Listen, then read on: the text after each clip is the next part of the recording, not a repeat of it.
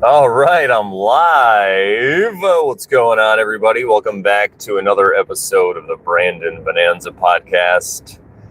I wanted to go live today to test this out because I haven't done it yet. I have a microphone right here, so hopefully it's working. If anyone gets in the chat and they want to let me know how it sounds, if there's any wind noise or whatever. So the reason I wanted to go live today, besides testing everything, was also to talk about 2024. Because as we all know, 2024 in this country is a year where we choose the next president of the United States of America. And in my experience, it seems to me that every time that happens, the year is pretty crazy. There's a lot of things that happen. We'll just say there's a lot of things that happen in the news. And a lot of things we talk about recently on the Oversharing Show, which if you're not familiar with the Oversharing Show, where you've been living under a rock, go check it out. It's on this channel. It has its own playlists. But a lot of things we talk about, one of the main tenets we cover is not to fear.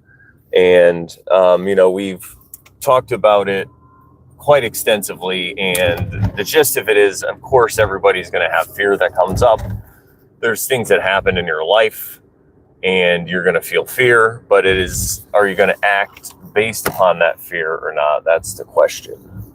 So, again, welcome. Oh, what's up, QSB? Yeah, that's right. Mobile Z Style. Yeah, I guess I stole his thing, huh?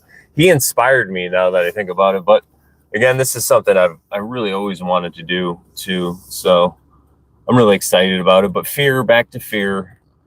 I feel like we're going to be talking about this later today. So this is kind of a preview. Make sure you check us out today at 4:04 p.m. Eastern Daylight Time, which is something I didn't I always was putting EST, like Eastern Standard Time. And I guess there's a difference. There's a Eastern Daylight Time because of daylight savings. So I don't know, guys. Just go by Eastern, whatever time it is in New York. All right, because that's the time that I post my stuff. Anywho, back to fear. So fear, as in Dune, they say fear is the mind killer, and I really believe it's true. You don't want to act based out of fear. So my message here is, I feel like I have like a niche audience, especially at the Oversharing Show. We have a very niche audience, and we talk about these concepts and things that could offend some people. But I'm not going to talk about any of that in this video. This video is for anybody, and I'm not trying to say I'm cool or whatever because I talk about niche. People talk about things, whatever.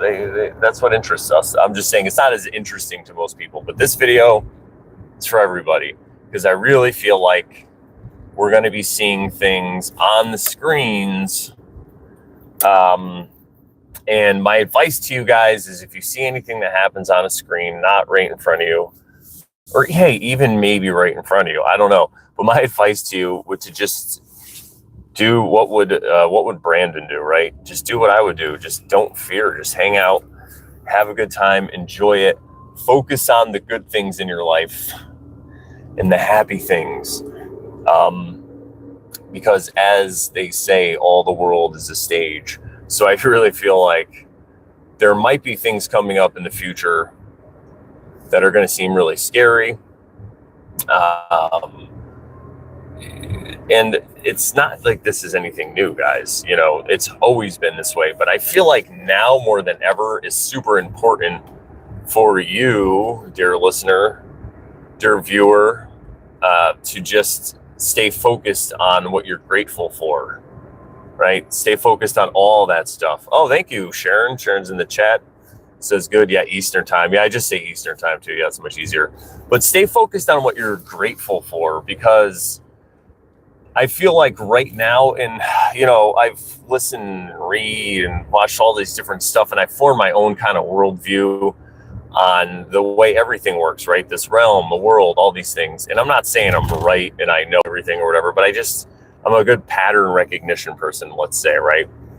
So I've noticed some patterns, and it really feels to me like there's a split in consciousness going on. And all these things that we've seen, like, the two towers, 9/11 is, there's always two, the duality of the two. A lot of movies cover this stuff. I mean, you have like, even Public Enemy, Fear of a Black Planet, that album, there's like two planets, right? It's about this split or a merge.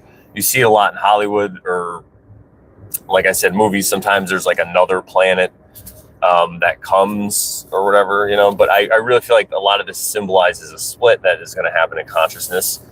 And I think there's going to be things that happen to people, people maybe you even know, or maybe they'll get hurt or harmed or stuff like that. But I think the key to not letting it affect you is to just, like I said, don't have fear. So the easiest way to do that, obviously, read the Litany Against Fear, memorize it anytime something happens. I mean, that is so mind-blowing from Dune. Of course, that's what I'm referencing, everyone, just in case you're aware. The characters have this, certain characters of the Bene Gesserit, and then Paul, the main character, his mom, who's in the Bene Gesserit, teaches him this litany against fear. Every time something happens and you have fear come up, you just recite this to yourself. It's a whole litany.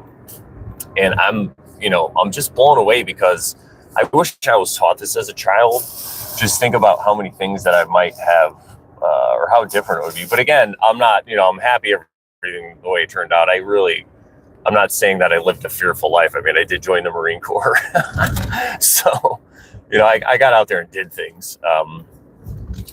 But just think for the future, right? For future generations and for your children and for people around you, just have this.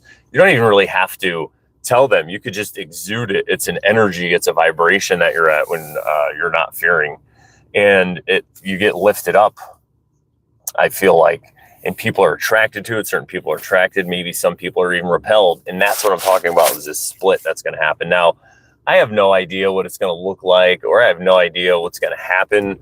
I just wanted to get this video out and talk to people, especially before the eclipse, because I feel like I have no idea what's going to happen on the eclipse. I'm not like doom and gloom about it, but I feel like it might be a signal, right, to like kick off clown world, like, 2.0 now, here we go. It's like, just when you think it couldn't get crazier, it's just like these movies like Rocky, you just keep getting more Rockies, right? Well, that's how I feel about clown world. You just keep getting new seasons, like whether you want it or not. But if you don't want it, like I said, my advice, just don't focus on it. Focus on what you could create yourself, and focus on what you're grateful for. I think that's so huge. People don't realize that, because where, as they say, where your attention goes, your energy flows. And if you're focused on things you're grateful for, well, wouldn't that make sense that the things you're grateful for would multiply? I'm not even like talking any kind of magic here. But we could get into magic next. And that's kind of what I want to talk about, because guys, guess what? Magic is real. Yes, that's right. All the things we've ever been taught in all the movies, I think there's something to it. And I really think that there's something to movies like Lord of the Rings, and especially when you read the books and you go deep, like the Silmarillion, books like Wheel of Time, like Dune, like I talked about. There's this kind of energy, this magic. That's why I think people escape real life, because they feel like maybe there's no magic, so they escape. They read, they watch movies, they do whatever to escape, right? I feel like they're escaping this world, which they think is very mundane and plain and ordinary, and it's not exciting, and there's no magic. And I think the way it appears to them that way, I think it appears mundane and boring and lacking magic and, just gross. I think it appears that way because that's the way they believe it is. And I feel like at one point or one time or another in our life, when we were kids, we knew this. We had the magic. We could do make-believe and pretend, and we can create with our minds, and we can have a great time with all that stuff. But then somewhere along the road to adulthood, we get lost, right? We lose our way. We get domesticated. We become, I don't want to say slaves, but, kind of slaves to a certain degree, whatever. But it's really a slave to our own desires. It's not even like an outright thing. I'm not even trying to get conspiratorial.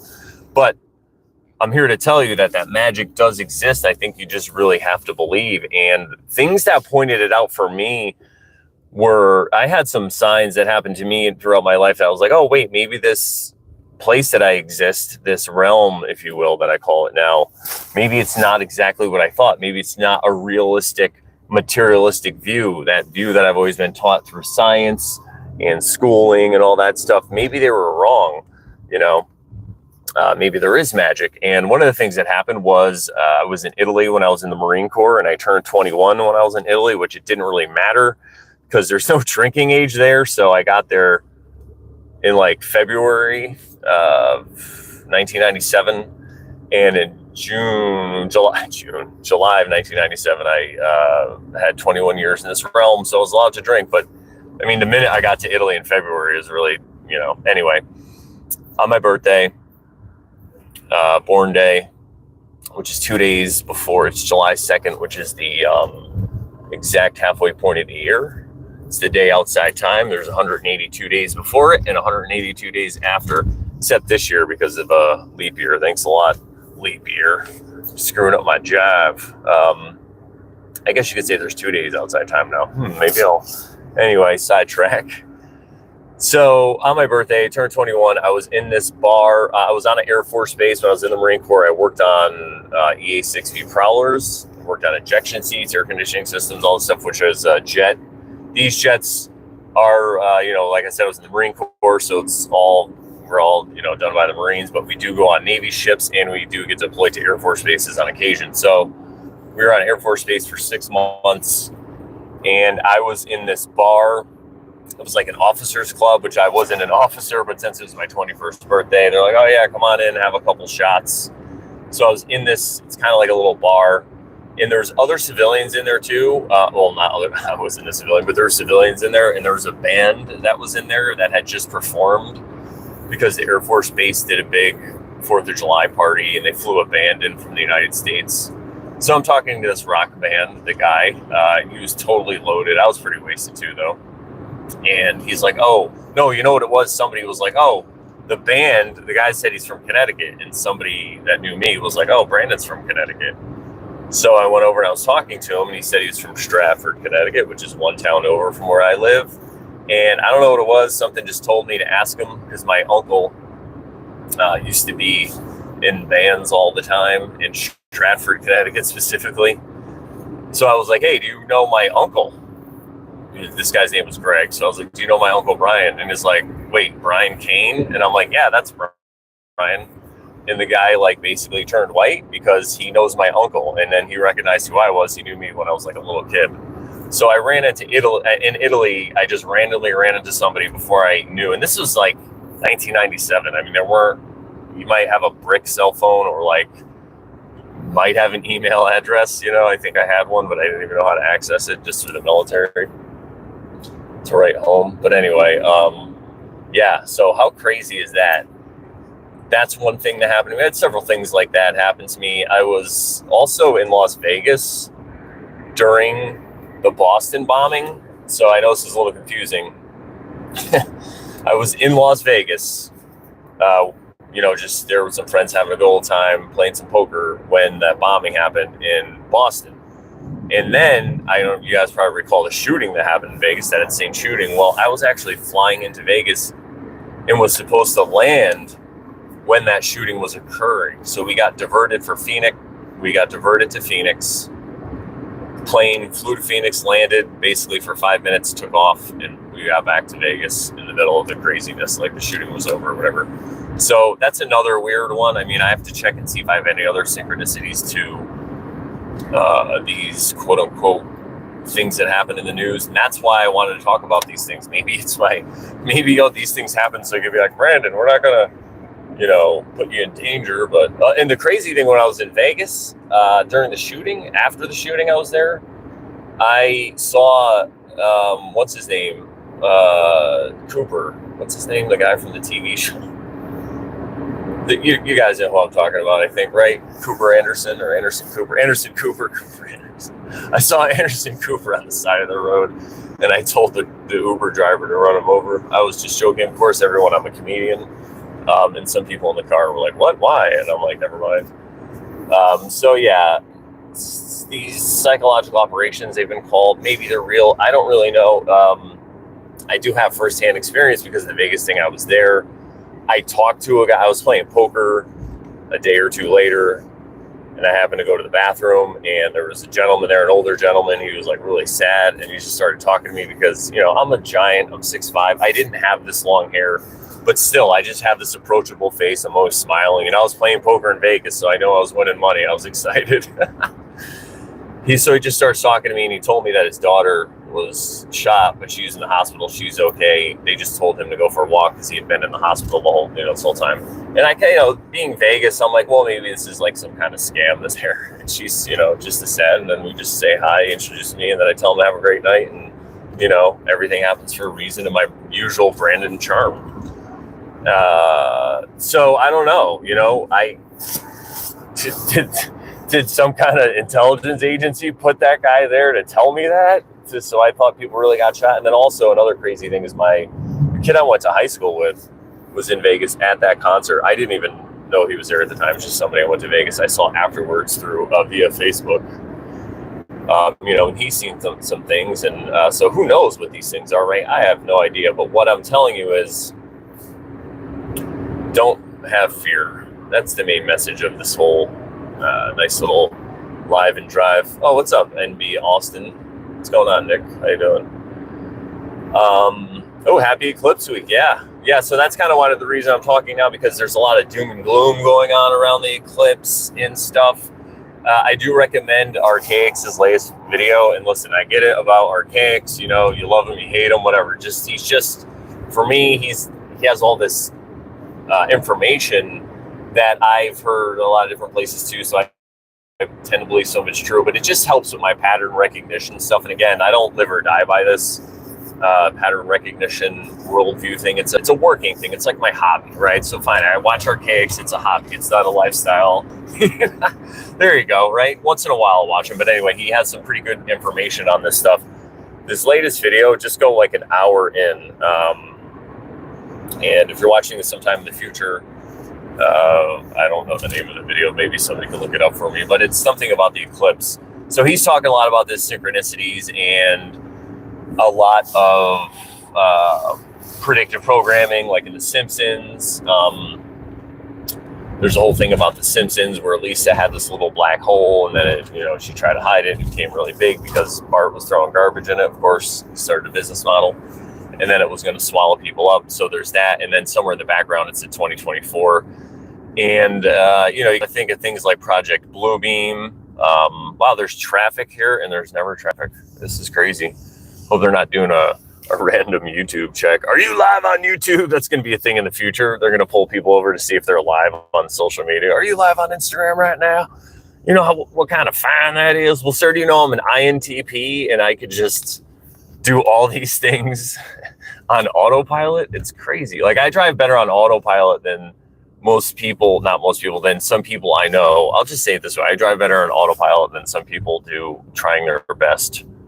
They self-admitted it to me too. It's pretty funny, but I've driven a lot of comedians around in my time doing comedy, and I was never drunk or anything, but I might have been on other things. But my response time and stuff is just, you know what? I'm going to get off this exit too, because these people, we're going to break some patterns and go back roads.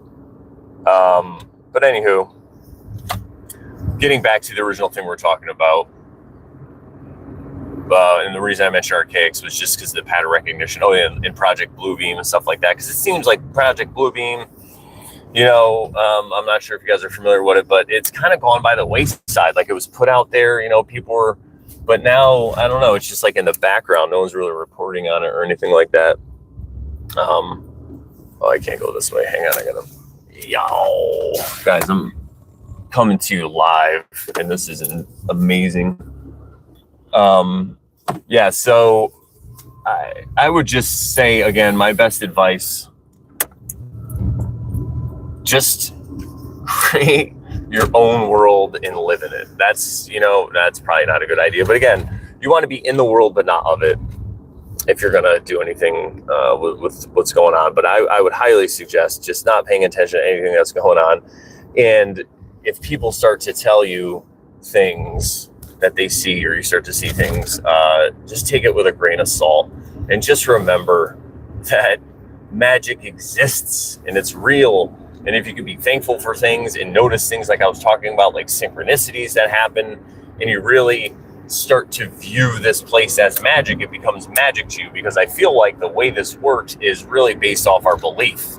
So if you can't believe or see yourself doing something that you want to do, then you're not going to be able to do it.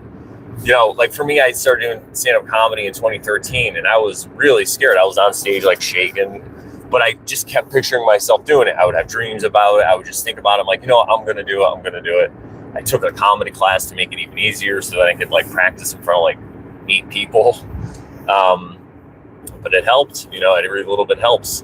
And then I was able to see myself do it. And then from there, I saw, you know, I was a fan of Joe Rogan at the time. And I saw his podcast, and I was like, I could do this. And I just kept picturing myself doing it. And then we started podcasting. I started in like 2014, I think. And that's really what it's about. Like, so whatever you want to do, and you're kind of stuck in your life, or maybe you hate your job or whatever it is, you just have to kind of see yourself doing it first and then take steps to it. You can't just sit home all day and picture yourself doing things. I mean, maybe that'll work. I don't know. But I would just suggest hey, maybe it's just my belief system that's limiting me, and I think we have to do action. But I think if you take the actions and the steps to do it, the universe will reciprocate. I mean, when I started going to open mics, all these other comedians were coming up to me like, hey, do you want to be on my show? Do you have 5 minutes? I'm like, yeah, I got 5 minutes of material. And they're like, come on my show. So people just, you know, it's crazy. Another job that I got from doing stand-up comedy, I was at an open mic, I think. But it was an open mic that they did at this place. It was only like once a month. It was really cool. They had like, because some open mics, it's just comedians. I mean, some open mics, it's just like in a back room. There's like 6 people. It's brutal. But this was like, you know, a nice crowd, some comedians, some just normal, everyday people. But afterwards, this lady came up to me and a few other comedians and asked us if we wanted to be radio actors, where it was this job where you just do it right from your phone as long as you had a good connection. It wasn't breaking up or whatever, but you would call into different radio stations. They'd set up the calls, and you would just do these scenarios. I don't want to give too much away, guys. I don't want to shatter your whole scene about what goes on the radio and TV. But this is how I know. This is why I'm telling you, like, when you hear things on the radio and on television and stuff, most of it is not what you would consider to be real. So I would call up and we would set up these scenarios. Usually there's another actor. Like a lot of times it was a woman, and we'd have to pretend we went on like a date or something, and we would just run through it, and then they would record it and play it the next day. A couple of times I got to call them live to some things. Was pretty cool, but usually it wasn't live. Anywho, so I got that gig, and they paid me, it was like $40 a call every time I made a call. And I think the most I could be on for was 40 minutes, but they were usually 10 or 15, 20 minutes. And I would, you know, just do a few of them a week and get a check every month. It was crazy. So you really never know what you can do. You just get out there and start doing what you want to do. And what makes you feel excited, I guess. That's a cool thing. That's a good guide. You know, what Bashir talks about. Just do what makes you feel excited, like whatever is excited in that moment. And in doing that and seeing things happen and manifest in your life, you start to see that magic is real for you. You know, it's maybe we can move things with our mind if we believe we can. I don't know. Maybe you have to get to that point, and it's like the Force in Star Wars. I have no idea how it works, but I think that it really does work off of your belief, and just these simple things will make your life so much better, especially once you see the magic start to happen around you. And the other key to this is really the golden rule. Although I don't think you have to follow the golden rule if you don't want to, but I think following the golden rule is going to keep you, let's say, safe, or keep you from manifesting things that might harm you, but not even really that in a bad way, but kind of like, you ever see the story with a genie? You get 3 wishes and people wish for things, and then, you know, it ends up not being exactly what they expect. Or like King Midas, when he gets the Midas touch, he gets this touch where everything he touches turns to gold, and at first it's great, but then he can't even like hug his wife because she's going to turn to gold. So it's that same kind of thing. I think if you follow the golden rule, do unto others, or just do not do unto others what you don't want done to you, I think we'll be good. I'm going to light up some tobacco. Oh, by the way, shout out to Leaf Only in Middletown, Connecticut, because that's where I was allegedly headed to today, and I got myself some nice organic Canadian flute leaves that I'm going to grind up and make a nice powder. Just getting grind up and smoke.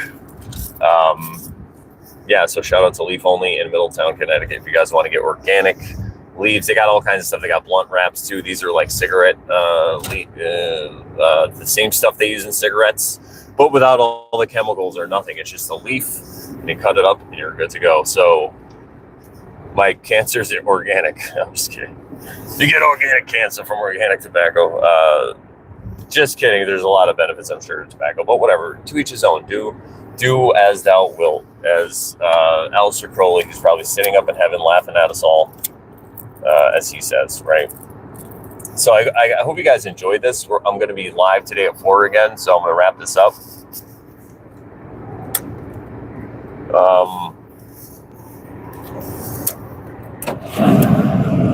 Let me see what's going on in the chat right quick.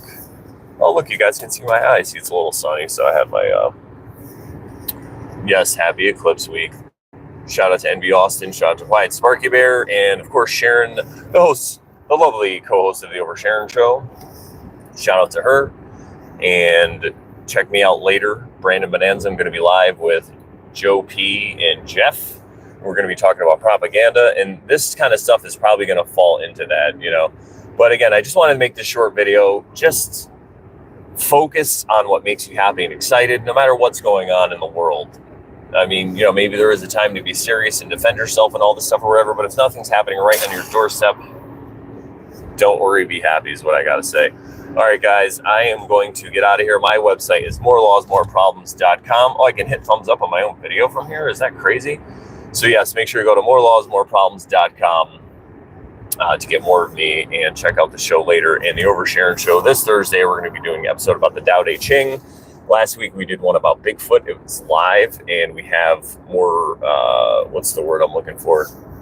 We have a pretty good amount of views, and I was checking the traffic. It's from people searching Bigfoot documentaries and Bigfoot stuff. So I think that's pretty hilarious. Maybe we'll do some more Bigfoot stuff in the future to get eyes on us. But again, we're not doing this for eyes. We just do it because it's fun and we love you guys. So I will talk to you later. Have a great day, and I hope this ends it. Bye.